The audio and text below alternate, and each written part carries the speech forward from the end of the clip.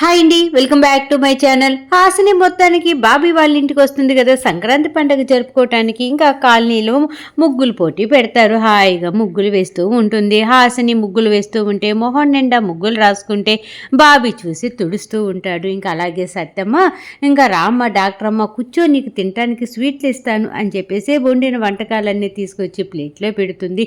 హాసిని అలాగే చూస్తూ ఉంటే సత్యమ్మ అడుగుతుంది అనమాట, అమ్మ డాక్టర్ అమ్మ నీకెవరూ లేరా, నిజంగా మీ అమ్మ వాళ్ళు ఎక్కడుంటారు అనేసి అనగానే అప్పుడు హాసిని చెప్తుంది కదా, నాకు ఎవ్వరూ లేరు, నేను ఒంటరి దాన్ని అనేసి. ఆ మాట బాబీ వింటాడు కదా. బాబీ విని చాలా బాధపడిపోతాడనమాట. నాకులాగే డాక్టర్ అమ్మకు కూడా ఎవరూ లేనట్టున్నారు అనేసి పాపం ఇంకా హాసినితో పాటు బాబీ కూడా ఫీల్ అయిపోతూ ఉంటాడనమాట. అదే విషయాన్ని హాసిని గాలిపటాలు ఎగరేస్తూ ఉంటే ఇంకా అప్పుడు బాబీ అడుగుతాడనమాట, డాక్టర్ అమ్మ నువ్వు మా సత్యమ్మకు చెప్పావు కదా నీకు ఎవరూ లేరని, నిజంగానే నీకు ఎవరూ లేరా అనేసి అనగానే, నాకు ఎవ్వరూ లేరు శివ, నిజంగానే నేను చిన్నప్పటి నుంచి ఒంటరిగా అలాగా పిల్లల ఆశ్రమంలో పెరిగాను. ఆ తర్వాత అలా చదువుకొని అలా జాబ్ తీసుకొచ్చుకున్నాను.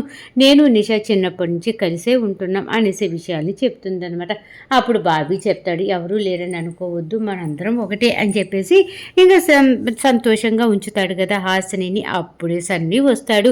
హాసిని నీకు ఎక్కడేం పని, అసలు నీ లెవెల్ ఏంటి, నువ్వు ఉండాల్సిన ప్రదేశం ఏంటి, అసలు ఎక్కడెందుకు ఉన్నావు అని చెప్పేసి ఇంకా హాసినిని అరుస్తూ ఉంటాడు. అలాగే తను తీసుకొచ్చిన చీరను కూడా సన్నీ ఇస్తాడనమాట. సాయంత్రం ఇలా పార్టీ ఉంది, నువ్వు ఆ పార్టీకి కంపల్సరీగా ఈ చీర కట్టుకొని రావాలి అనేసి హాసినికి ఆ చీర ఇస్తాడనమాట. ఇంకా హాసిని అందరిలో ఏమి అనలేక ఆ చీర అలా తీసుకుంటుంది కదా. ఇంకా సన్నీ ఏమో అప్పుడే అలా హాసిని సన్నీ దూరంగా మాట్లాడుకుంటూ ఉంటే ఈ డాష్ ఏమో బాబీ చెవిలో ఊదుతూ ఉంటాడు. వాళ్ళిద్దరి మధ్యలో ఏదో ఉంది, లేదంటే అందరిలో మాట్లాడుకోకుండా చూసేవా దూరంగా వెళ్ళి మాట్లాడుకుంటున్నారు అని చెప్పేసి బాబీతోటి డాష్ చెప్తాడనమాట.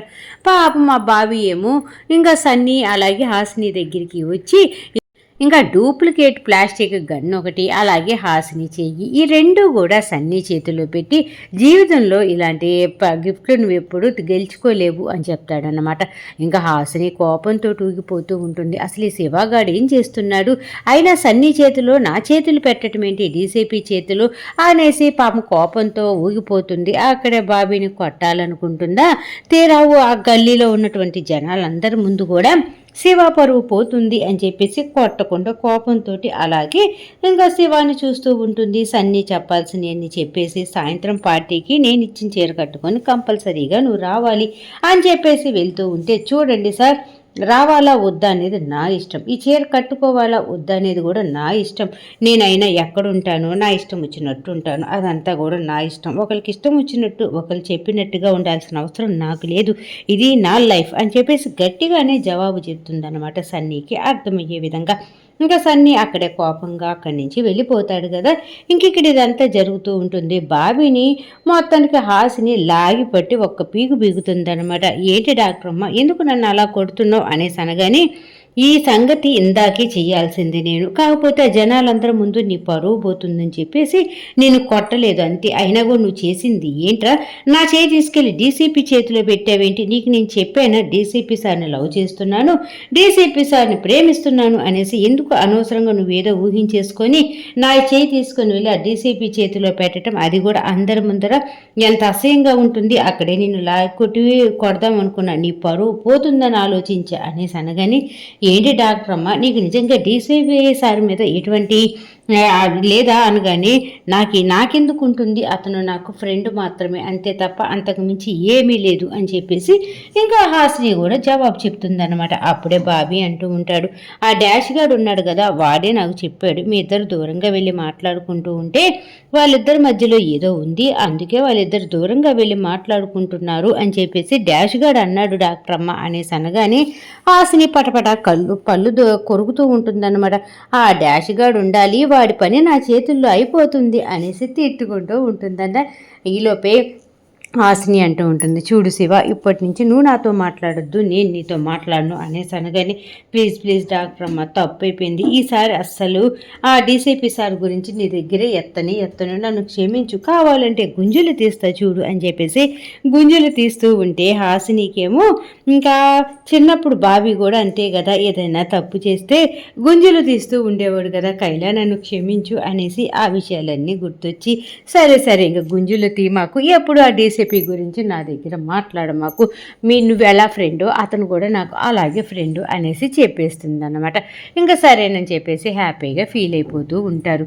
ఇంకెక్కడ చూస్తే సన్నీ కోపంతో ఊగిపోతూ అటు ఇటు తిరుగుతూ, అసలు ఏంటి హాసిని అయినా కూడా ఇలా ప్రవర్తిస్తుందేంటి, అయినా వాళ్ళ ఇంటికి వెళ్తుందేంటి, అక్కడ హాస్పిటల్ పెడతానంటుందేంటి, హాసినికి ఏమన్నా మైండ్ పోయిందా అని చెప్పేసి విపరీతంగా ఆలోచిస్తూ, ఇంతకీ హాసినికి నా మీద ప్రేమ ఉందా లేదా, ఎందుకంటే ఆ శివగాడు హాసిని చెయ్యి నా చేతిలో పెట్టినప్పుడు వెనక్కి తీసేసుకోలేదు కదా, అంటే హాసినికి నా మీద ఇష్టం ఉన్నట్టేనా, అంటే నా మీద ఇష్టం ఉన్నట్టే చెప్పకనే చెప్తుందా, లేదంటే ఏంటి అని చెప్పేసి ఆలోచిస్తూ, ఒకవేళ ఈ శివగాడు ఏమన్నా హాసినికి లైన్ వేస్తున్నాడా, ఒకవేళ శివగాడు హాసినికి లైన్ వేస్తే ఆ హాసిని చేయి తీసుకొని వచ్చి నా చేతిలో ఎందుకు పెడతాడు అనేసి జాబ్ గురించి మానేసి ఈ హాసిని గురించి ఆలోచించడమే సరిపోతుంది అనమాట ఈ సన్నీకి.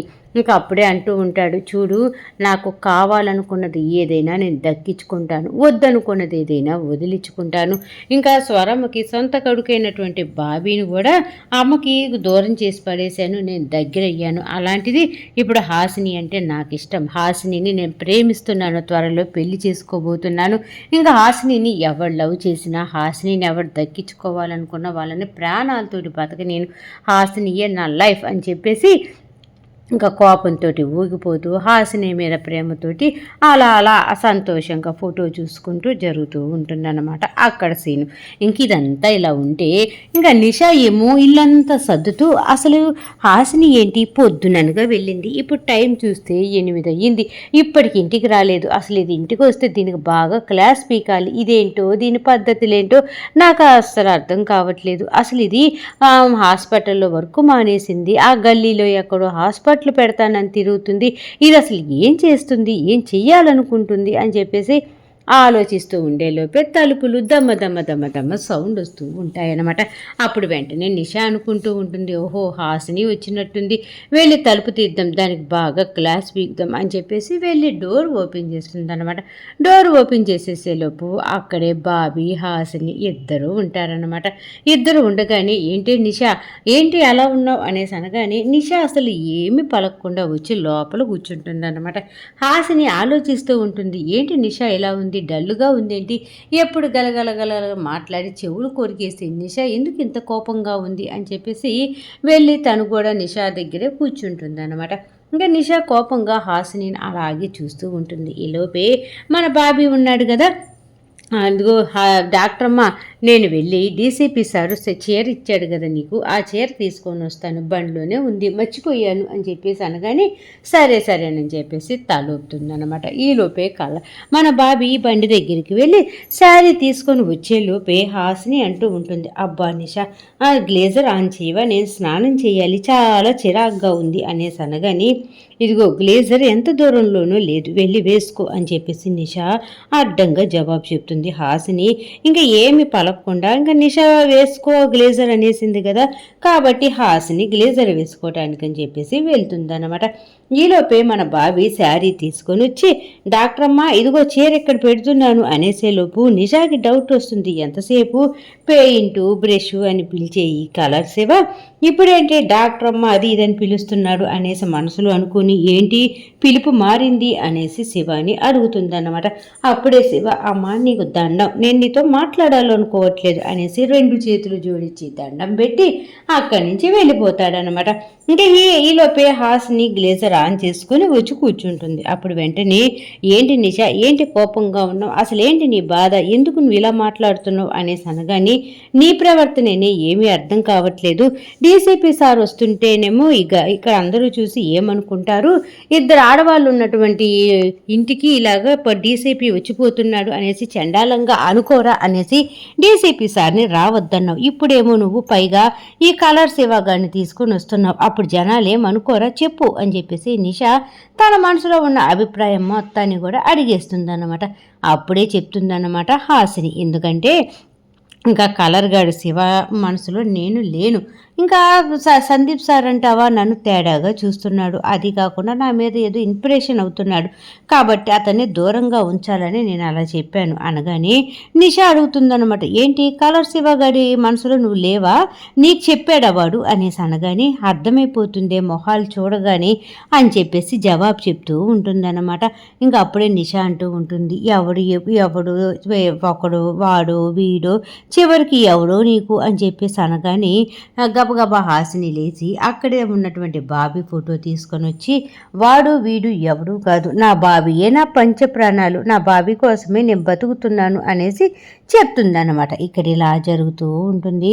ఇంకా నిషా ఏదో చెప్పబోతూ ఉంటే హాసిని కోపంగా అక్కడి నుంచి వెళ్ళిపోతుంది అనమాట.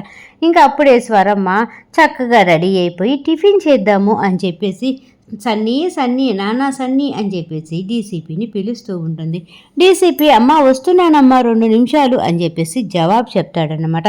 ఇంకా స్వరమ్మ అలాగే చూస్తూ ఉండేలోపు పెళ్లి కార్డు ఇవ్వటం కోసం అని చెప్పేసి సరస్వతి వాళ్ళ ఆయన ఇద్దరు కూడా స్వరమ్మ దగ్గరికి వస్తారు. స్వరమ్మ దగ్గరికి రాగానే సరస్వతి బాగున్నావా, అన్నయ్య బాగున్నావా అని చెప్పేసి స్వరమ్మ వాళ్ళిద్దరిని పలకరించి చక్కగా సోఫాలో కూర్చోబెట్టి ఏంటి సంగతులు, ఇంత పొద్దున్నే వచ్చారు, అది కాకుండా అన్నయ్య నువ్విద్దరు జంటగా వచ్చారు, ఏంటి సంగతులు అనేసి స్వరమ్మ అడగగానే ఆ వచ్చినటువంటి సరస్వతి చెప్తుందనమాట, అమ్మాయికి పెళ్లి కుదిరిందే, పెళ్లి కార్డు ఇచ్చిపోదామని వచ్చాం అనేసి అనగానే స్వరమ్మ బిత్తరపోతుందనమాట. ఏంటి అప్పుడే అది పెరిగి పెద్ద అవ్వటము, చదువుకోవటము, జాబు రావటము, పెళ్లి చేసుకోవటం అన్నీ బలి అయిపోతున్నాయి అనగానే మంచి సంబంధం కుదిరింది చెల్లెమ్మ, అందుకే చేసేస్తున్నాము, మంచి సంబంధాలు వచ్చినప్పుడు చేసేస్తే మంచిది కదా అని చెప్పేసి ఈలోపే సన్నీ వస్తాడనమాట. ఏం మామయ్య బాగున్నావా, అత్తమ్మ బాగున్నావా అనేసి అనగానే బాగున్నాం సన్నీ, ఇదిగో అమ్మాయికి పెళ్లి కుదిరింది, నువ్వు అమ్మ ఇద్దరు తప్పకుండా రావాలి పెళ్ళికి అనగానే అయ్యో పెళ్ళికి రాకుండా ఏం చేస్తాము, అయినా కూడా దాన్ని ఎవరు చేసుకుంటున్నాడు కానీ వాడు చచ్చాడే అనగానే స్వరమ్మ నవ్వుతుందనమాట. ఓయ్ సన్నీ ఏంటి ఆ మాటలు అనేసి సరదాగా నవ్వుతూ ఉంటుంది.